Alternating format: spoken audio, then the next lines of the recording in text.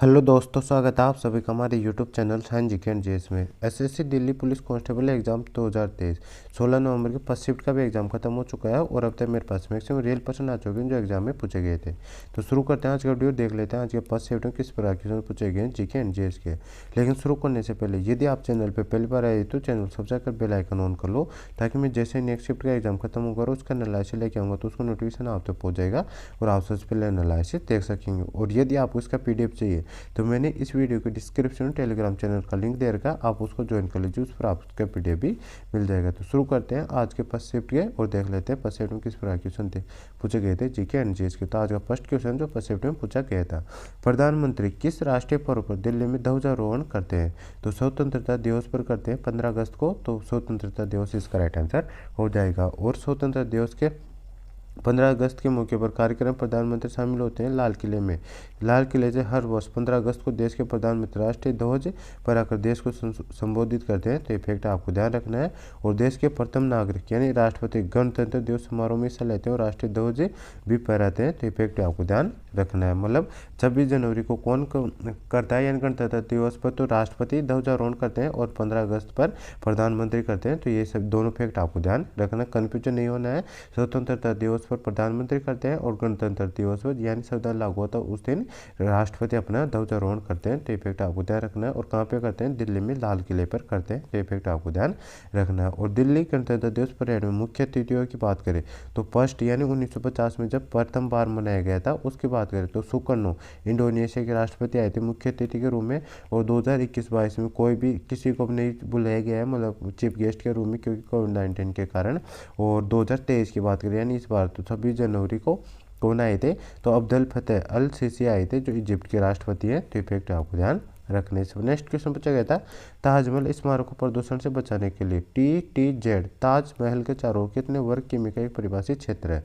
तो 10,400 वर्ग किलोमीटर का है, तो ये इसका राइट आंसर हो जाएगा। इसमें नेक्स्ट क्वेश्चन पूछा गया था, नोंगक्रेम नृत्य उत्सव कहाँ मनाया जाता है? तो मेघालय खासी जनजाति का एक वार्षिक उत्सव है और यहाँ मनाया जाता है मेघालय में, तो मेघालय इसका राइट आंसर हो जाए। इसमें नेक्स्ट क्वेश्चन पूछा गया था, हुमायूं का मकबरा कहाँ पर है? तो दिल्ली में, दिल्ली इसका राइट आंसर हो जाएगा। और मकबरों से आपके आगे भी क्वेश्चन पूछे जा सकते हैं, तो मैं आपको और कुछ मतलब मुगल सम्राटों की मकबरों बता देता हूँ, ताकि वो यदि आपके एग्जाम पूछे जाए तो आप उनको आपको ध्यान रखना है। शाहजहाँ की बात करें तो इसका मकबरा आगरा में, बाबर की बात करें तो इसका मकबरा काबुल में, अकबर का सिकंदरा यानी आगरा के पास है, हुमायूं का दिल्ली में, औरंगजेब का दौलताबाद में है, और जहांगीर की बात करें तो इसका लाहौर में, बहादुर शाह जफर का रंगून में है, और शेरशाह सूरी का मकबरा सासाराम बिहार में स्थित है। तो ये सभी मकबरे आपको ध्यान रखना है, यहाँ से आपके एग्जाम में क्वेश्चन पूछे जा सकते हैं। इसमें नेक्स्ट क्वेश्चन पूछा गया था, एक कबड्डी मैच आयोजित करने के लिए कितने अधिकारियों को नामित किया जाता है? तो 6 अधिकारियों किया जाता है, 6 इसका राइट आंसर हो जाएगा। और इसकी बात करें तो 2 एम्पायर, 1 स्नोकर, 2 सहायक स्नोकर और 1 रेफरी। कबड्डी में 7 खिलाड़ी होते हैं, तो ये फैक्ट आपको ध्यान रखने से। नेक्स्ट क्वेश्चन पूछा गया था, टैरिफ और व्यापार पर सामान्य समझौता GATT कब लागू हुआ था? तो 30 अक्टूबर 1947 को हस्ताक्षरित किए गए जेनेवा स्विट्जरलैंड में 1 जनवरी 1948 को लागू कानून समझौता है, जिसका समग्र उद्देश्य टैरिफ या कोटा जैसे व्यापार बाधाओं को कम या समाप्त करके अंतर्राष्ट्रीय व्यापार को बढ़ावा देना है, तो ये इसका राइट आंसर हो जाए। कब लागू हुआ था ये? तो 30 अक्टूबर 1947 को ये हस्ताक्षरित हुआ था और 1 अक्टूबर 1948 को ये लागू हो गया था, तो 1948 इसका राइट आंसर हो जाएगा। इसमें नेक्स्ट क्वेश्चन पूछा गया था, 19वीं शताब्दी के महान समाज सुधारक नारायण गुरु का जन्म किस राज्य में होता? तो केरल में होता है, केरल इसका राइट आंसर हो जाएगा। इसकी बात करते हैं, श्री नारायण गुरु आंदोलन केरल में उभरा और दलित वर्गों और उच्च जातियों के बीच संघर्ष से पैदा हुआ था, तो इफेक्ट आपको ध्यान रखनी। इसमें नेक्स्ट क्वेश्चन पूछा गया था, कौन सा मौलिक कर्तव्य नहीं है? तो भाग 4 का है, अनुच्छेद 51 का है में, मतलब ये मौलिक कर्तव्य को उल्लेख दे रखा है। और इनकी बात करें तो टोटल भारतीय संविधान में वर्तमान 11 मौलिक कर्तव्य है, और ये भाग 4 के अनुच्छेद 51 का में इनका वर्णन दे रखा है। प्रथम मूल कर्तव्य की बात करें तो प्रत्येक नागरिक का यह कर्तव्य हो गया कि वह संविधान का पालन करे, उसके आदर्शों, संस्थाओं, राष्ट्र और राष्ट्रगान का आदर करे, ये फर्स्ट मूल कर्तव्य है। सेकंड मूल कर्तव्य की बात करें तो स्वतंत्रता के लिए हमारे राष्ट्रीय आंदोलन को प्रेरित करने वाले उच्च आदर्शों को हृदय में संजोए रखे और उनका पालन करे, द्वितीय मौलिक कर्तव्य है। थर्ड मौलिक कर्तव्य की बात करें तो भारतीय प्रभुता, एकता और अखंडता की रक्षा करे और उसे अक्षुण्ण रखे। फोर्थ मौलिक कर्तव्य देश की रक्षा करे। 5वां मौलिक कर्तव्य आता है अपना भारत के सभी लोगों में समरसता और समान भातृत्व की भावना का निर्माण करे। छठा मौलिक कर्तव्य है हमारी सामाजिक संस्कृति गौरवशाली परंपरा का महत्व समझे और उनका निर्माण करे। और आठवां मौलिक कर्तव्य आता है सातवां मौलिक कर्तव्य आता है प्राकृतिक पर्यावरण की रक्षा और उनका संवर्धन करे। आठवां मौलिक कर्तव्य आता है वैज्ञानिक दृष्टिकोण ज्ञानार्जन की भावना का विकास करे। नौवां मौलिक कर्तव्य सार्वजनिक संपत्ति को सुरक्षित रखे। 10वां मौलिक कर्तव्य आता है व्यक्तिगत एवं सामूहिक गतिविधियों के सभी क्षेत्रों में उत्कर्ष की ओर बढ़ने का सतत प्रयास करें। और 11वां और अंतिम मौलिक कर्तव्य माता पिता का या संरक्षक द्वारा 6 से 14 वर्ष के बच्चों हेतु प्राथमिक शिक्षा प्रदान करना। ये 11वां मौलिक कर्तव्य जो 86वां संविधान संशोधन अधिनियम 2002 के द्वारा ये जोड़ा गया था। मूल संविधान में नहीं, मतलब शुरुआत में भारतीय संविधान में 42वें संविधान संशोधन 1976 के द्वारा 10 मौलिक कर्तव्य जोड़े गए थे। बाद में 11वां मौलिक कर्तव्य 86वें संविधान संशोधन अधिनियम 2002 के द्वारा जोड़ा गया था। तो ये 11 मौलिक कर्तव्य, तो इनके अलावा जो भी ऑप्शन में आया होगा वह इसका राइट आंसर हो जाएगा, क्योंकि यहाँ पे पूछा गया था क्वेश्चन में कि कौन सा मौलिक कर्तव्य नहीं है। तो ये 11 मौलिक कर्तव्य के अलावा जो भी ऑप्शन में आया था वो अपना राइट आंसर हो जाता है। नेक्स्ट क्वेश्चन पूछा गया था 3000 मीटर स्टीपलेज दौड़ के दौरान कितनी बार हाई जंप आता है। तो प्रत्येक धाव को 28 बाधाओं सामान्य बाधाओं और 7 जल छलांगों पार करना होता है। तो 28 से मतलब हाई जंप इसका राइट आंसर हो जाएगा। पुरुषों के लिए बाधाओं की ऊंचाई की बात करें 36 इंच यानी 91.4 सेमी होती है, जबकि महिलाओं के लिए 30 इंच यानी 76.2 सेमी होती है। तो इफेक्टिव आपको ध्यान रखना। इसमें नेक्स्ट क्वेश्चन पूछा गया था वेल्लोर में सिपाही विद्रोह किस वर्ष शुरू हुआ था। तो 1806 में होता है, 1806 इसका राइट आंसर हो जाएगा। वेल्लोर का सिपाही विद्रोह 1806 में हुआ था। यह भारतीय सैनिकों का प्रथम धार्मिक विद्रोह था। इस समय वेल्लोर कर्नाटक शासक लॉर्ड विलियम बेटिंग था। तो ये फैक्ट आपको ध्यान रखने। इसमें नेक्स्ट क्वेश्चन पूछा गया था गंभीरा ढाली और जाता किस राज्य की प्रसिद्ध नृत्य शैली है। तो पश्चिम बंगाल इसका राइट आंसर हो जाएगा। इसमें नेक्स्ट क्वेश्चन पूछा गया था राज्यसभा में सदस्यों की अधिकतम संख्या कितनी है। तो राज्यसभा में सदस्यों की अधिकतम संख्या की बात करें 250 हो सकती है। और राज्यसभा का अनुपात करें तो यह अनुच्छेद 80 के तहत आता है। अनुच्छेद सिर्फ 80 है, अनुच्छेद 80 के तहत आता है। और लोकसभा कौन से के तहत आता है, अनुच्छेद 81 के तहत आता है। तो इफेक्टिव आपको ध्यान रखना है। और राज्यसभा एक स्थायी सदन है जिसका विघटन नहीं होता है। तो इफेक्टिव आपको ध्यान रखना है। और वर्तमान में राज्यसभा कुल सदस्य संख्या 245 है, लेकिन हर दूसरे वर्ष 1/3 सदस्य सेवानिवृत्त हो जाते हैं। तो इफेक्टिव आपको ध्यान रखना है। और प्रत्येक तीसरे वर्ष की शुरुआत में नए चुनाव और राष्ट्रपति के नामांकन से उन खाली सीटों को भरा जाता है। और वैदिक काल में तक्षण का मतलब ये भरा जाता है। तो ये फैक्ट आपको ध्यान रखने। इसमें नेक्स्ट क्वेश्चन पूछा गया था वैदिक काल में तक्षण का अर्थ क्या था। तो लकड़ी को छिलना, साफ करना या काटना इसका अर्थ होता है। और मतलब बढ़ई जो होता था ये काम करता था। तो इफेक्ट आपको ध्यान रखना है। तो इनमें से जो भी ऑप्शन में आएगा वो अपना राइट आंसर हो जाता है। रत्नी की बात करें, रत्नी अधिकारी बात करते कार्य क्षेत्र संभालता था। और पुरोहित की बात करते मुख्य पुजारी जिसे कभी कभी राष्ट्रकोप के रूप में जाना जाता। सेनानी को सेनाध्यक्ष कहा जाता था। तो ये फैक्ट आपको ध्यान रखने। इसमें नेक्स्ट क्वेश्चन पूछा गया था बिरसा मुंडा अंतर्राष्ट्रीय हॉकी स्टेडियम कहाँ पर है। तो राउरकेला ओडिशा में स्थित है। तो राउरकेला ओडिशा इसका राइट आंसर हो जाएगा। इसकी बात करें 29 जनवरी 2023 को गिनीज वर्ल्ड रिकॉर्ड्स द्वारा दुनिया के सबसे बड़े हॉकी स्टेडियम के रूप में मान्यता प्राप्त है।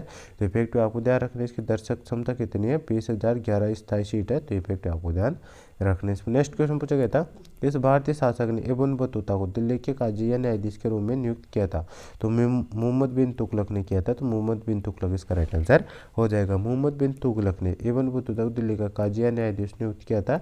मोहम्मद बिन तुगलक को विचारों का आदमी के रूप में जाना जाता है। उन्होंने सेंट्रल कैपिटल का विचार शुरू किया था।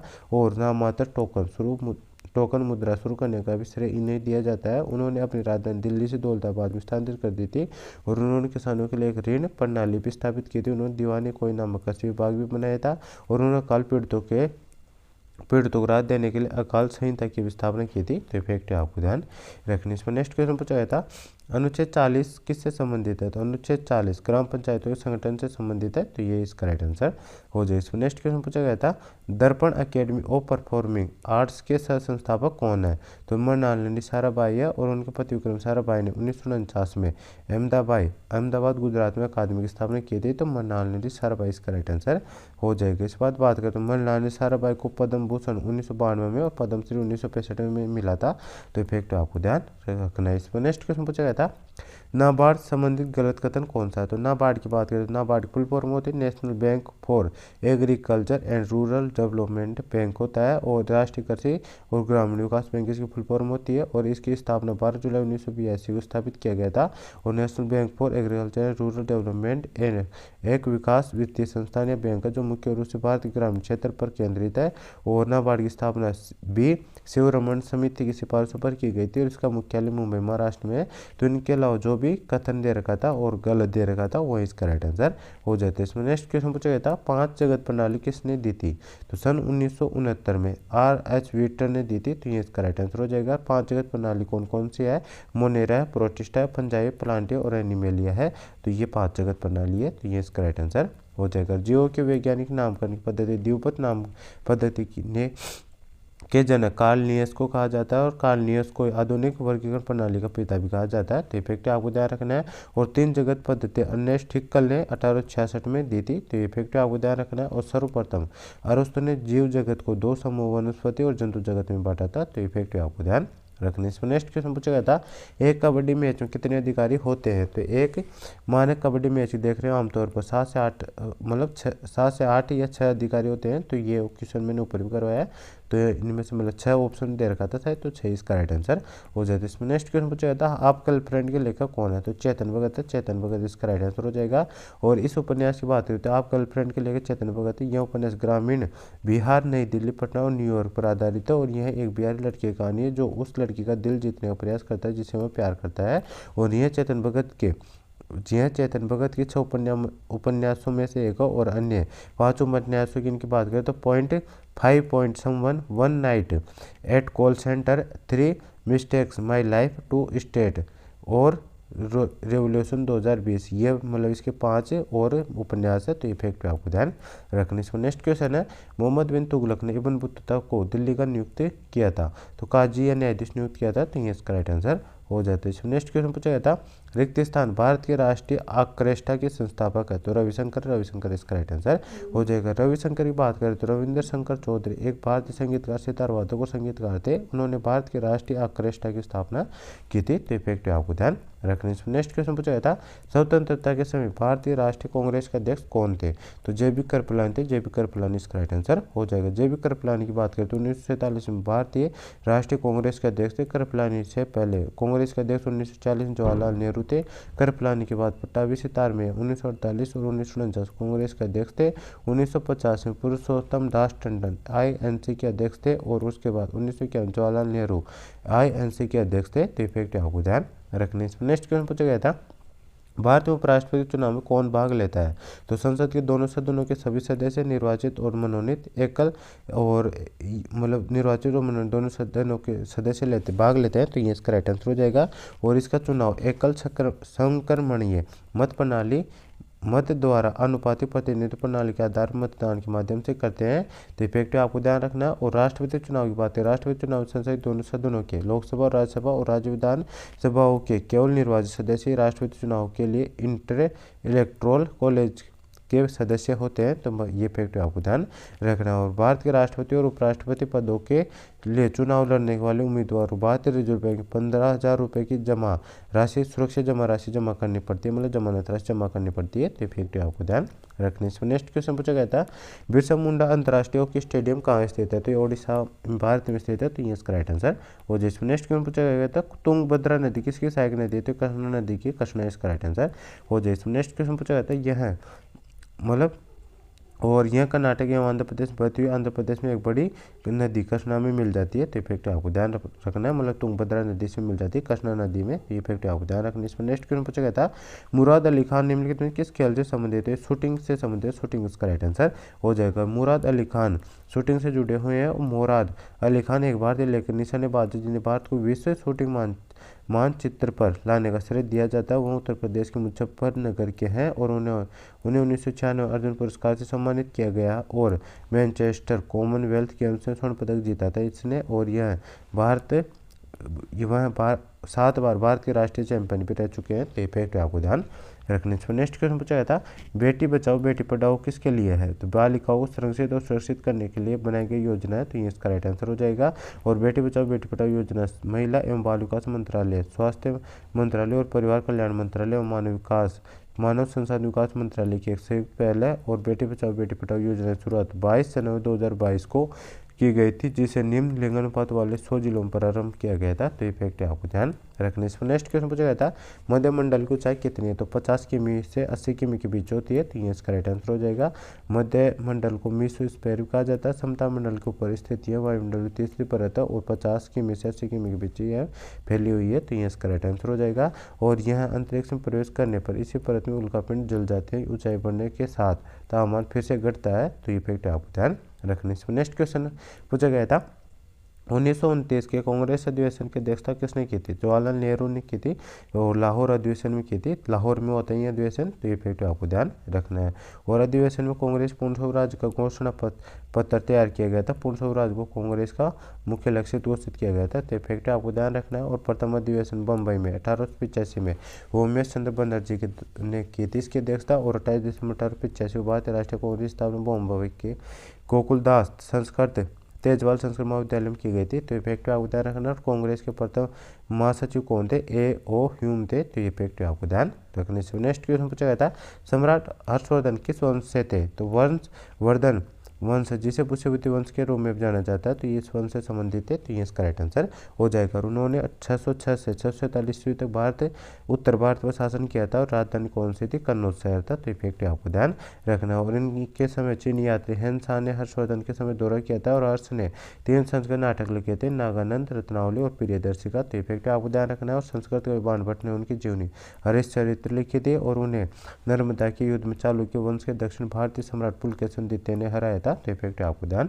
रखने से। नेक्स्ट क्वेश्चन पूछा गया था ओपन एन ऑटोबायोग्राफी किसकी आत्मकथा है, तो टेनिस खिलाड़ी आंद्रे अगासी की द्वारा लिखी गई है, तो आंद्रे अगासी इसका राइट आंसर हो जाए। इसमें नेक्स्ट क्वेश्चन पूछा गया था फुगड़ी लोक नृत्य किस उत्सव के दौरान किया जाता है, तो गोवा और महाराष्ट्र राज्य के कोकण तटीय क्षेत्र में गणेश चतुर्थी के दौरान किया जाता है, तो गोवा इसका राइट आंसर हो जाएगा। मतलब कौन से किस उत्सव के दौरान किया जाता है, तो ये गणेश चतुर्थी के दौरान किया जाता है, गणेश चतुर्थी इसका राइट आंसर हो जाए। इसमें नेक्स्ट क्वेश्चन है सबसे पहले गुरुत्वाकर्षण सिद्धांत किसने दिया था, ये गुरुत्वाकर्षण की खोज किसने किए थे, तो सर आइजैक न्यूटन ने की थी, तो न्यूटन इसका राइट आंसर हो जाएगा। आइजैक न्यूटन ने 1665 या 1666 में एक सेब को गिरते हुए देखने के बाद गुरुत्वाकर्षण सिद्धांत तैयार किया और उन्हें पूछा कि सेब किनारे या ऊपर की बजाय सीधे नीचे क्यों गिरता है, तो ये इसका राइट आंसर हो जाए। नेक्स्ट क्वेश्चन पूछा गया था गंभीरा नृत्य किस राज्य से संबंधित है, तो गंभीरा धाली और दादरा पश्चिम बंगाल के प्रसिद्ध नृत्य रूप है, तो पश्चिम बंगाल इसका राइट आंसर हो जाएगी। इसमें नेक्स्ट क्वेश्चन पूछा गया था